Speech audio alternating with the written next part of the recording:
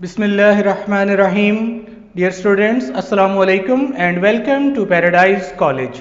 Dear students, हम chapter number 3 की exercise numerical problems को आज डिस्कस करने लगे हैं और कुछ न्यूमेरिकल हमने रेलिवेंट आर्टिकल्स के साथ साथ किए हैं। तो आइए शुरू करते हैं। स्टूडेंट्स, हमारा न्यूमेरिकल प्रॉब्लम नंबर 5 है। ज़रा पहले इसकी स्टेटमेंट में पढ़ देता हूँ। ये स्टेटमेंट आपको स्क्रीन पे दिखाई भी जा रही है। An amoeba of mass 1.0 into 10 की पावर माइनस 12 किलोग्राम। अमीबा एक बहुत छोटा सा एक पानी का जानवर है। यू कैन से कि एक एनिमल है, बट माइक्रोस्कोपिक एनिमल्स में जिसको आप कहते हैं, उसका अपना मैस दिया हुआ है और वो प्रोपेल इटसेल्फ थ्रू वाटर, वो खुद को पानी में धकेलता है, यानी पानी में तैरता है या पानी में अपने आप को धकेलता किस तरीके से है। By blowing a jet of water through a tiny orifice, उसकी सतह पे एक छोटा सा सुराख होता है तो वो पानी को उस सुराख से भर लेता है। भरने के बाद the amoeba ejects water, amoeba उस पानी को खारिज करता है, यानी पानी को भरता है एक सुराख से और फिर उसको इजेक्ट करता है। अब देखिए, जब अमीबा पानी को अपने अंदर भरने के बाद इजेक्ट करेगा तो रिएक्शन के तौर पर एक फोर्स उसके ऊपर लगेगी। ठीक है, जैसे एक बैलून को हवा से भरने के बाद आप छोड़ते हैं तो हवा जब उससे निकलती है उस हॉल से, तो बैलून जो है वो उसके ऑपोजिट मूव करता है। ठीक है, लेकिन यहाँ पे कह रहे हैं कि अमीबा किस स्पीड से पानी को निकाल रहा है, इजेक्ट कर रहा है, वो स्पीड दी है और किस रेट से निकाल रहा है। 1.0 इंटू 10 की माइनस 13 किलोग्राम पर सेकेंड, इतना मैस फी सेकेंड वो निकाल रहा है। Assuming that the water is being continuously replenished, मान लीजिए कि पानी जैसे ही भरता है साथ ही निकाल देता है और ये प्रोसेस चलता जा रहा है और अमीबा पानी में तैरता जा रहा है। तो ऐसा करने के दौरान उसने कहा कि अमीबा की अपनी मैस कांस्टेंट रहती है। क्यों? वाटर को फिल करने के फौरन बाद इजेक्ट कर देता है, तो ये प्रोसेस इतना कॉन्टिन्यूस है कि you can say the mass of amoeba remains constant. But you have to find two parts हैं। अगर इसके ऊपर सिर्फ रिएक्शन फोर्स लगे और कोई फोर्स ना लगे, if there is no force other than reaction force caused by the emerging jet, तो बताइए अमीबा का एक्सेलरेशन कितना होगा। और number second, if amoeba moves is the constant velocity through the water, what is the force of surrounding water on amoeba, amoeba पे surrounding water कितनी force लगा रहा है। आइए इसको डाटा लिखते हैं, फिर इसकी बात करते हैं। 1.0 इंटू 10 की पावर माइनस 12 किलोग्राम।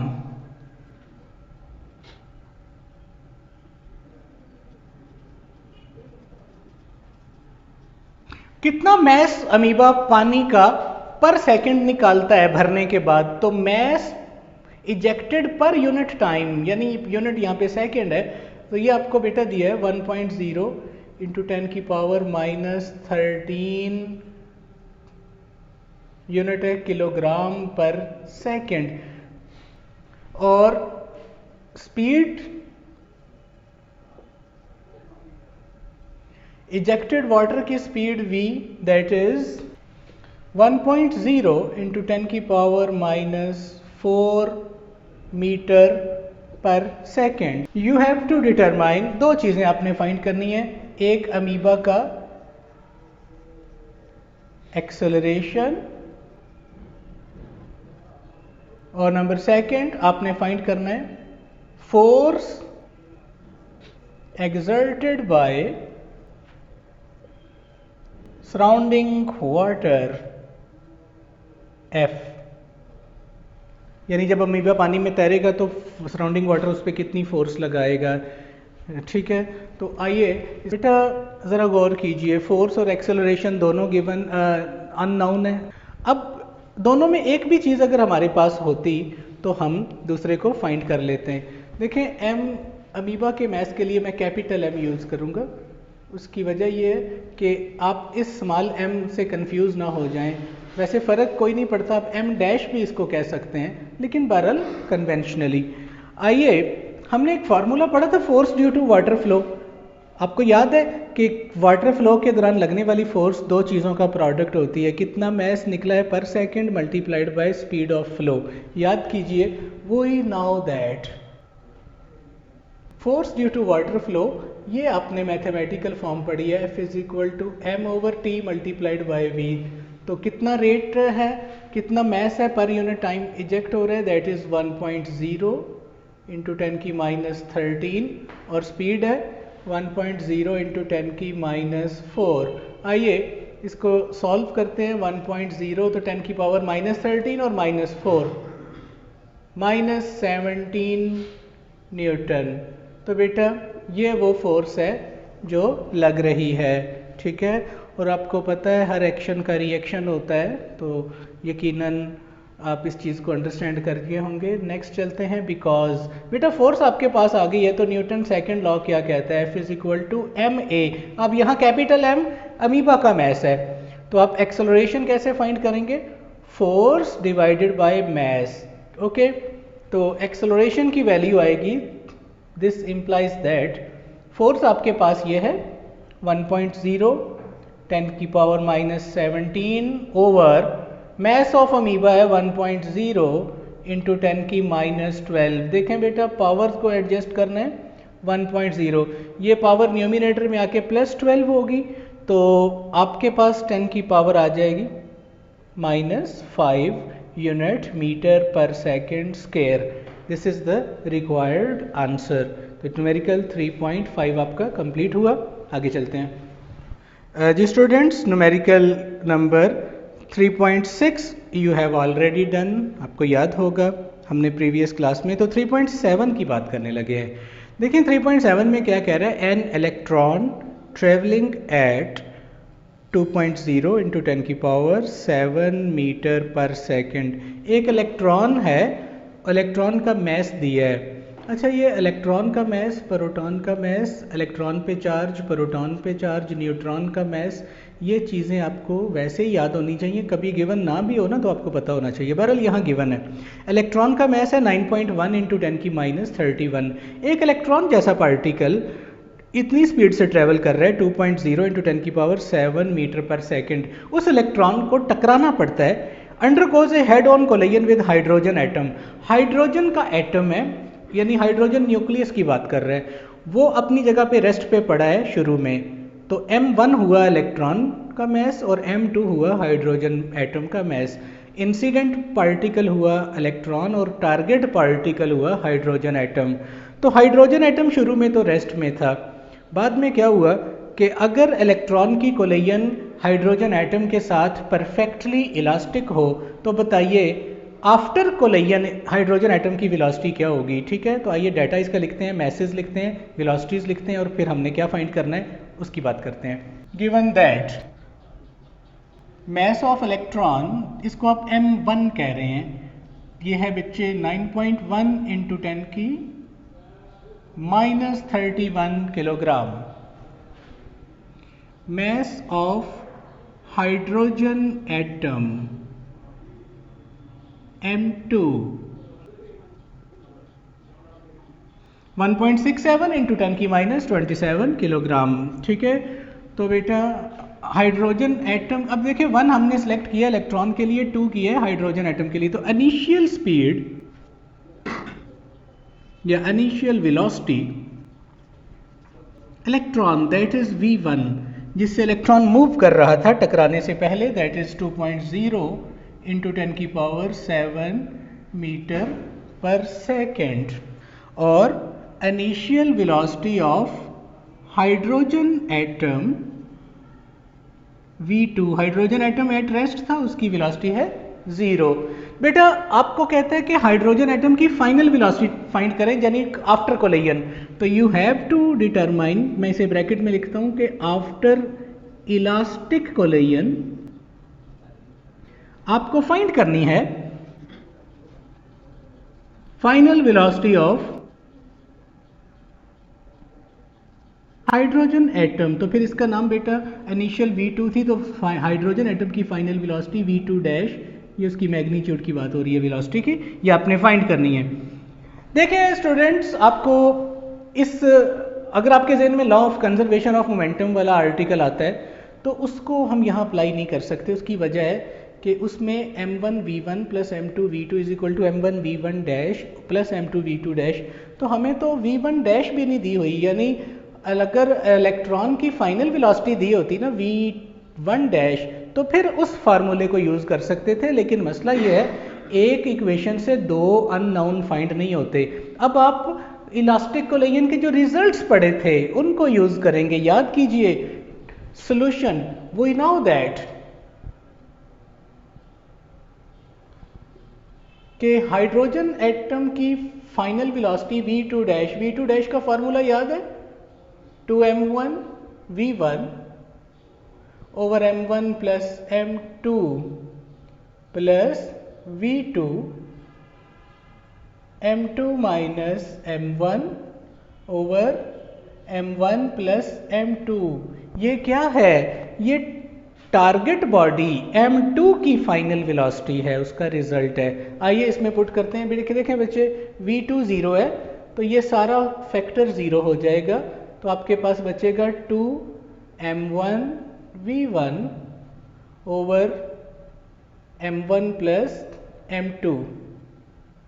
वैल्यूज को पुट करना है। 2 m1 है 9.1 इंटू 10 की माइनस 31 और v1 है बच्चों 2.0 इंटू 10 की पावर 7 ओवर, अब ये दोनों प्लस होंगे मैसेज 9.1 इंटू 10 की माइनस 31 प्लस 1.67 इंटू 10 की माइनस 27। यहाँ पर आकर अक्सर बच्चे कैलकुलेशन में गलती करते हैं, तो मैं कैलकुलेशन का तरीका आपको यही बताता हूँ कि पावर्स को इकट्ठा करें, बाकी सबको अलग करें, तो प्रॉब्लम आपको कम से कम आएगी। ज़रा न्यूमिनेटर को देखें। मैं इस न्यूमिनेटर में टर्म्स को इस तरह लिख रहा हूँ 2 इंटू 9.1 इंटू 2 लें, ये इकट्ठी, और पावर 10 की क्या बनेगी माइनस 31 और प्लस का 7। बेसिस सेम है, पावर्स ऐड हो गई, लेकिन नीचे आप पावर्स कंबाइन नहीं कर सकते क्योंकि दरमियान में प्लस का साइन है। नीचे आप देखेंगे कि मैक्सिमम कितनी पावर आप कॉमन ले सकते हैं, ये माइनस 27 और माइनस 31, तो मैक्सिमम पावर माइनस 27 कॉमन चली गई। जब माइनस 27 कॉमन चली गई तो बेटा यहाँ आएगी 9.1 इंटू 10 की minus 4 plus 1.67। This implies that, अब जरा स्टूडेंट्स देखिए, ये 2 इंटू 2 4 इंटू 9.1 36.4 इंटू 10 की पावर माइनस, देखें बच्चों ये माइनस 31 प्लस 7 और ये पावर माइनस 27 है, ऊपर आके प्लस 27 होगी, पावर इकट्ठी हो गई माइनस 31 प्लस 7 प्लस 27 ओवर। इधर देखिए, अब इस फैक्टर को आपने हल करना है, डिनोमिनेटर को 9.1 इंटू 10 की माइनस 4 प्लस 1.67। अब यहाँ पर चले न्यूमिनेटर की पहले बात करते हैं, 36.4, तो 10 की पावर क्या आएगी, प्लस का 27 और प्लस का 7, प्लस का 34 और माइनस का 31, तो 10 की पावर बचेगी 3। ओके स्टूडेंट्स, आपने 9.1 को जब 10,000 पे डिवाइड किया तो ये फैक्टर आया। अब इन दोनों को हम प्लस करेंगे 0.0009 प्लस 1.67। अब हम इन दोनों को डिवाइड करते हैं, न्यूमिनेटर ओवर डिनोमिनेटर। स्टूडेंट्स आप इसको साइंटिफिक नोटेशन में कन्वर्ट करें तो ये आ जाएगा 2.178 इंटू 10 की पावर 4 मीटर पर सेकंड। तो आप करें तो आप पॉइंट के बाद एक डिजिट रखेंगे, बाकी को ड्रॉप कर देंगे। तो जिसको ड्रॉप करना है वो अबव देन 5 हो तो पीछे 1 ऐड हो जाता है, तो अगर इसको ड्रॉप करेंगे तो ये बनेगा 8 को ड्रॉप करेंगे तो ये आ जाएगा 2। तो आपका आंसर ऑलमोस्ट है 2.2 इंटू 10 की पावर 4 मीटर पर सेकंड। राउंड ऑफ के रूल्स आपको चैप्टर नंबर 1 में बताए जाएंगे, तो फिल वक्त आपने इसके आंसर को अंडरस्टैंड करना है। Students numerical number 3.8 you have already done, हमने इसको किया था कोलेजन के आर्टिकल के साथ, तो ये लेक्चर वीडियोस में मौजूद है, प्रीवियस लेक्चर्स में आप चेक कर सकते हैं, उसमें न्यूमेरिकल हमने सॉल्व किया है। चलते हैं 3.9 की तरफ। ये जो हमारा न्यूमेरिकल 3.9 है, ये 3.4 से की तरह है, यानी उसके अंदर आपने इसी तरह की स्टेटमेंट पढ़ी थी, तो ये ज़रा इसमें हम उस डायग्राम का हवाला भी लेंगे, आप इसको थोड़ा पढ़ भी चुके हैं कि क्या है, तो आइए चेक करते हैं। two blocks of masses 2.0 kilogram and 0.50 kilogram, दो मैसेज हैं, एक 2 किलोग्राम का और एक हाफ किलोग्राम का, are attached at two ends of the compressed spring. मैं ना इसको साथ साथ ड्रॉप भी करता हूँ कि दो मैसेज हैं, वो दोनों मैसेज एक स्प्रिंग कंप्रेस्ड की दोनों साइडों पे हैं, यानी एक स्प्रिंग को ऐसे दबाया था, कंप्रेस करके रखा था, और एक तरफ 2 किलोग्राम का बॉडी है और एक तरफ हाफ केजी का बॉडी है। तरह देखिए,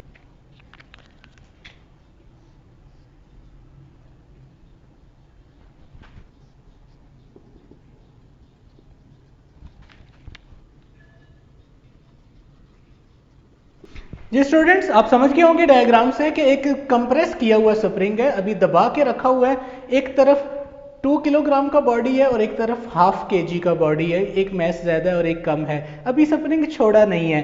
तो बेटा अब जब तक स्प्रिंग नहीं रिलीज किया था तो आप देखेंगे कि M1 M2 दोनों रेस्ट पर हैं, ठीक है। अब हम इसका डाटा, मैं इसको चूंकि डायग्राम को ओपन करना ज़रूरी है, लेकिन मैं साथ साथ चीज़ें लिखता हूँ कि M1 की इनिशियल वेलोसिटी अगर हम कहते हैं V1 तो ये क्या थी 0, क्योंकि ये रेस्ट पर है, और M2 की इनिशियल वेलोसिटी V2 ये भी 0 है। ये डायग्राम अभी बना रहे हैं, डाटा अभी लिखते हैं, ठीक है। तो जब स्प्रिंग रिलीज होगा आफ्टर रिलीज, तो रिलीज होने के बाद हम अब जरा स्टेटमेंट आपके सामने पूरी रख दें। देखें, टू ब्लॉक्स जिनके masses 2 kg and 5 kg are attached at the two ends of the compressed spring. और एक बात और दी है कि बेटा जब स्प्रिंग को कंप्रेस करके रखते हैं तो उसके अंदर एनर्जी जो स्टोर्ड होती है उसको कहते हैं इलास्टिक पोटेंशियल एनर्जी। ये मैं आपको सारी डिटेल चैप्टर 4 में बताऊंगा। दिस इज 10 जूल के पोटेंशियल एनर्जी बेसिकली कितनी टाइप्स की है और कैसे पोजेस होती है। अब मुख्तसर याद रख लें कि जब स्प्रिंग को कंप्रेस किया जाता है तो उसके अंदर जो स्टोर्ड एनर्जी है जो बाद में वर्क करेगी और स्प्रिंग छोड़ेंगे तो वैसे उछलता है, ठीक है, तो उसके अंदर स्टोर्ड एनर्जी है 10 जूल। जब रिलीज करेंगे, देखें ये तो रिलीज होने से पहले था, जब रिलीज करेंगे तो बच्चे स्टेटमेंट भी देख लीजिए, find the velocities of the blocks के वेलोसिटीज फाइंड करें। If spring deliver it's energy two blocks when release, जब स्प्रिंग रिलीज होता है तो अपनी टोटल एनर्जी इन दोनों को दे देता है, यानी रिलीज होने के बाद स्प्रिंग की शक्ल कुछ इस तरह से बनेगी, ये स्प्रिंग खुलेगा। जब ये स्प्रिंग खुलेगा तो M1 मूव करेगा डायग्राम के अंदर राइट से लेफ्ट V1 डैश वेलोसिटी के साथ। पहले इसकी वेलोसिटी 0 थी V1, तो ये आफ्टर, और जो M2 है ये मूव करेगा लेफ्ट से राइट और इसकी वेलोसिटी होगी V2 डैश। उम्मीद है कि आप बात समझ गए हैं कि बिफोर रिलीजिंग तो दोनों की वेलोसिटी 0 थी, तो आफ्टर रिलीज एक की वेलोसिटी V1 डैश और दूसरे की V2 डैश, और ये दोनों आपने फाइंड करनी है। मैं उम्मीद करता हूं कि ये बात आपको बच्चों क्लियर होगी डाटा में। तो आइए स्टार्ट करते हैं। न्यूमेरिकल 3.8 गिवन दैट, अब मैं इसका डाटा लिख रहा हूं।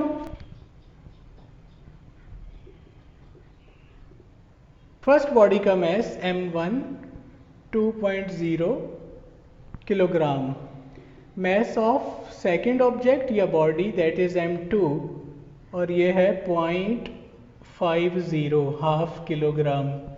ओके, कितनी एनर्जी स्टोर्ड है? Elastic potential energy that is 10 joule, और दोनों शुरू में रेस्ट पे थे। Initial velocity of M1 that is V1 0 और initial velocity of M2 that is V2 और ये भी 0। आपने क्या फाइंड करना है? आफ्टर रिलीज, रिलीज होने के बाद दोनों की वेलोसिटीज फाइनल। एक बात देखें, आपको डायग्राम में नजर आ रहा है कि फाइनल वेलोसिटीज की डायरेक्शन ऑपोजिट है, तो ये चीज़ हमें कैलकुलेशन में भी सामने आएगी कि ये ऑपोजिट आएगी रिजल्ट। आपने फाइंड करनी है final velocity of M1 that is V1 dash और final velocity of M2 that is V2 dash. तो ये दो चीज़ें आपने फाइंड करनी है।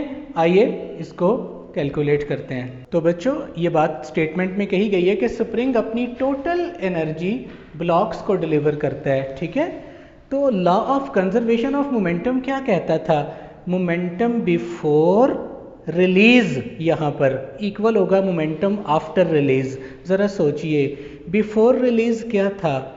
टोटल मोमेंटम ज़ीरो था, तो आफ्टर रिलीज भी टोटल ज़ीरो होगा। यानी m1 का मोमेंटम डायग्राम में राइट से लेफ्ट है, तो m2 का लेफ्ट से राइट है। तो बिफोर रिलीज अगर ज़ीरो है तो आफ्टर रिलीज भी ज़ीरो होगा टोटल। समझ आइए बात। तो हम जानते हैं m1 v1 plus m2 v2 that is m1 v1 dash plus m2 v2 dash, because v1 0 v2 0 और ये दोनों ज़ीरो हैं तो ये सारा फैक्टर ज़ीरो। m1 कितना है 2 kg 2 v1 डैश और m2 कितना है 0.5 kg। अब ज़रा गौर से देखिए, क्या एक इक्वेशन से दो अननोन सॉल्व हो सकते हैं? हमें तो v1 डैश और v2 डैश दोनों फाइंड करने हैं, तो एक इक्वेशन से तो नहीं हो सकते। तो अब हम एक और इक्वेशन की तरफ चलेंगे। स्टूडेंट्स, इसको इक्वेशन नंबर 1 हम कह रहे हैं। ये law of conservation of momentum से आई। अब बताइए, law of conservation of energy, क्योंकि इसने कहा कि स्प्रिंग अपनी टोटल एनर्जी मैसेज को देता है जब वो रिलीज होता है। तो अकॉर्डिंग टू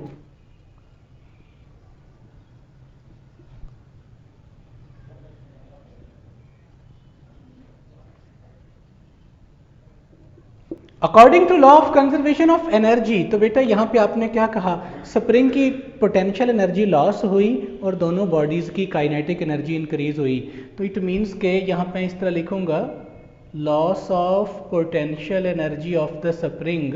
यही पोटेंशियल एनर्जी जो है लॉस हुई वो बनी kinetic energy of m1 plus kinetic energy of m2।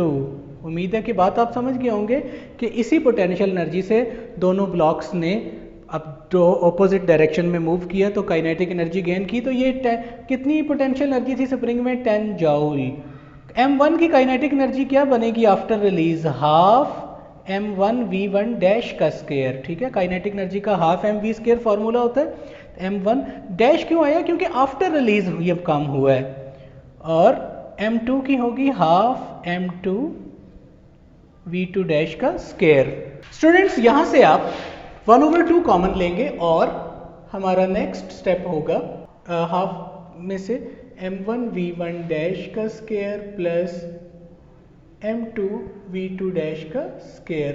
ये 2 उधर जाके मल्टीप्लाई होगा। 20 इज इक्वल टू m1 की वैल्यू पुट कीजिए 2 v1 डैश का स्क्वायर, m2 की वैल्यू है 0.5 v2 डैश का स्क्वायर। तो बच्चों ये इक्वेशन नंबर 2 आ गई। अब हमारे पास दो इक्वेशंस हैं। अब हम इन दोनों इक्वेशंस को यूज़ कर सकते हैं। प्लीज़ गौर कीजिएगा कि एक तरीका होता है साइमल्टेनियसली सॉल्व करना। एक इक्वेशन से वैल्यू को निकालें और दूसरी में पुट कर दें, तो फिर दूसरी का रिजल्ट से आप रिजल्ट ले लेंगे। मैं यहाँ से अगर v1 डैश की वैल्यू निकालता हूँ, पुट करता हूँ, तो v2 डैश आएगी। तो मैं रेफरेंस दूंगा यूजिंग इक्वेशन नंबर 1। इक्वेशन 1 क्या थी?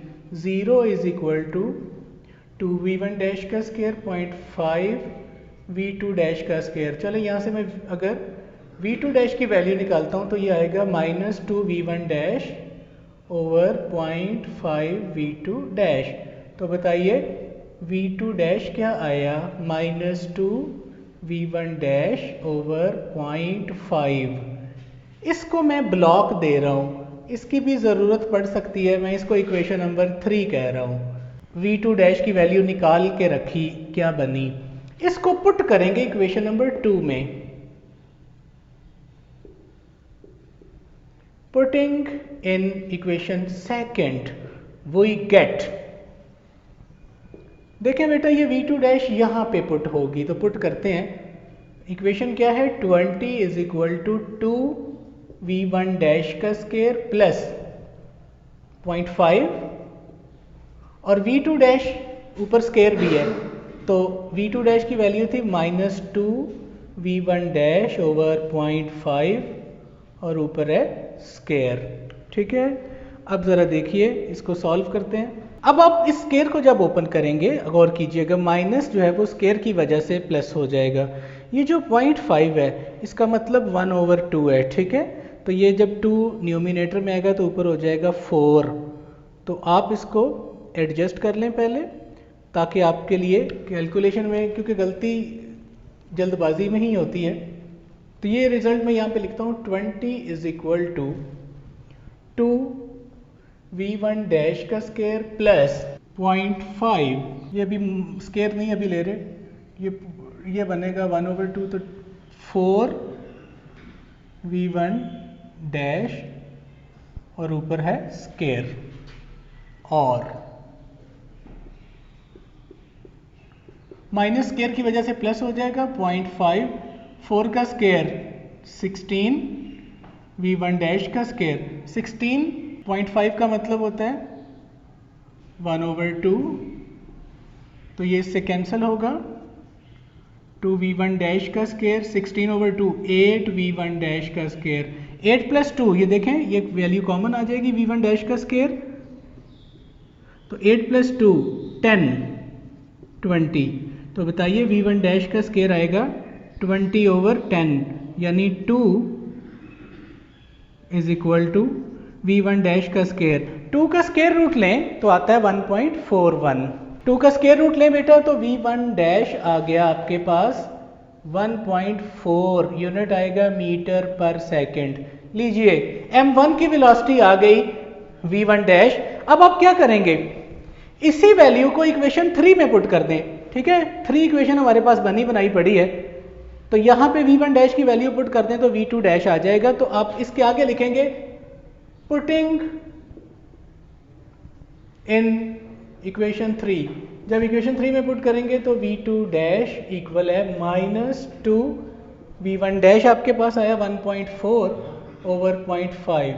ठीक है, 2 को 1.4 से मल्टीप्लाई करना है और 0.5 पे डिवाइड करना है, तो ये रिजल्ट क्या आ रहा है -5.6 यूनिट आएगा मीटर पर सेकंड। बताइए माइनस का क्या मतलब है, तो आपको मैंने पहले बताया था। माइनस का मतलब बेटा देखें कि v2 डैश की जो है वो v1 डैश के ऑपोजिट है, यानी m2 की डायरेक्शन रिलीज होने के बाद m1 से ऑपोजिट है। m1 इस डायग्राम में राइट से लेफ्ट जा रहा है, तो m2 लेफ्ट से राइट जा रहा है। तो मैं इसको लिख देता हूं, meaning negative sign indicates that m1 will move opposite to m2।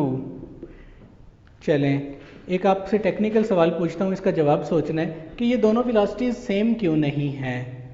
हालांकि स्प्रिंग ने तो दोनों तरफ से अपनी एनर्जी इक्वली डिलीवर की, तो ये दोनों सेम क्यों नहीं है। तो मैथ्स का फ़र्क आपके सामने है, बाकी बात आपने सोचनी है और इसका आंसर मुझे आप जो है वो करेंगे क्लास के अंदर, या कभी भी क्लासरूम में जब बात होगी, या कमेंट्स में आप कर सकते हैं। ठीक है, तो ये आपने इसको ज़रूर, ये आपका एक टेक्निकल सवाल है कि ये दोनों सेम क्यों नहीं है। तो थोड़ा सा हिंट मैंने दे दिया मैथ्स के फ़र्क से, लेकिन पूरा जवाब आपने देना है।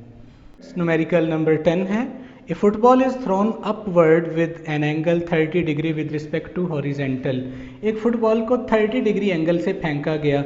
आप ऐसे समझ लीजिए कि एक फुटबॉल को जब शॉट खेली तो ज़मीन के साथ 30 डिग्री एंगल बनाता हुआ वो मूव कर रहा है। और इसको आप ऐसे समझ लें बच्चों कि फॉर एग्जाम्पल ये प्रोजेक्टाइल मोशन का केस है। आप प्रोजेक्टाइल के आर्टिकल में इसको चेक कर चुके हैं, इनकी कैलकुलेशंस। शॉर्ट हाइट के रेंज और हाइट के लिए ज़मीन को फ्लैट मान लिया जाता है। एक फुटबॉल को किक मारी और इस तरह vi वेलोसिटी से फेंका। ये वेलोसिटी आपको फाइंड करनी है। ग्रेविटी ना होती तो फुटबॉल इस पाथ को फॉलो करता रहता, लेकिन क्या हुआ कि आप देखते हैं कि फुटबॉल इस तरह से अपना पाथ मुकम्मल करता है, ट्रेजेक्ट्री, और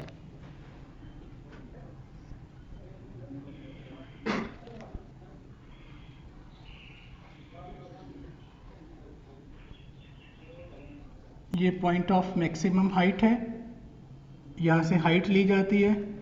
ये ज़मीन पे डिस्टेंस, रेंज, कैपिटल X भी कह सकते हैं। जी डियर स्टूडेंट्स, न्यूमेरिकल कि डायग्राम आपके सामने है कि एक फुटबॉल को ज़मीन से जब फेंका गया तो 30 डिग्री एंगल के साथ फेंका गया, ठीक है। और कहता है कि अगर उसको 40 मीटर दूर फेंकना है, यानी रेंज अगर वो 40 मीटर कवर करे, तो बताएं उसको इनिशियल स्पीड कितनी दें, यानी कितनी इनिशियल वेलोसिटी से फेंकें कि वो 40 मीटर दूर जाए, जबकि एंगल ऑफ प्रोजेक्शन 30 डिग्री है। आइए इसका डाटा लिखते हैं। Given that range capital R या X भी कह सकते हैं, दैट इज 40 मीटर, और initial velocity that is vi, you have to determine angle of projection, कितने एंगल पे ज़मीन से फेंका, ज़मीन के साथ एंगल बनता हुआ थीटा, that is 30 डिग्री। जी बच्चों याद कीजिए रेंज का फार्मूला, उसमें आप vi फाइंड करते थे। सोल्यूशन, तो बेटा इस केस में रेंज का फार्मूला आपको याद है, vi square over g into sine 2 theta. vi आपने फाइंड करना है, बाकी सबको क्रॉस मल्टीप्लाई करेंगे तो G R over sine 2 theta is equal to vi square. Values को पुट कीजिए, बल्कि क्रॉस मल्टीप्लाई स्क्वायर रूट ले लें तो vi आ जाएगा आपके पास G R over sine 2 theta. Students please गौर कीजिएगा, अब जब इन वैल्यूज को पुट करते हैं, g है आपके पास 9.8 और रेंज है 40, साइन 2 थीटा, थीटा तो था 30 डिग्री, तो 2 थीटा साइन 2 इंटू 30 तो ये हो जाएगा 60 डिग्री। साइन 60 बेटा होता है 0.866 1 और यूनिट मीटर पर सेकंड। इसका मतलब है 40 मीटर दूर फेंकने के लिए 30 डिग्री एंगल बनाते हुए 21 मीटर पर सेकंड की वेलोसिटी चाहिए, हेंस द रिक्वायर्ड। मैं उम्मीद करता हूं बच्चों ये लेक्चर आपको बहुत अच्छे से समझ आए होंगे, ये न्यूमेरिकल प्रॉब्लम आपको क्लियर होंगी, तो आपने इनको यहीं पे नहीं रहने देना, अपने पेपर पेंसिल को भी यूज़ करना है और खुद सॉल्व करना है। Wish you very best of luck. अल्लाह हाफिज़।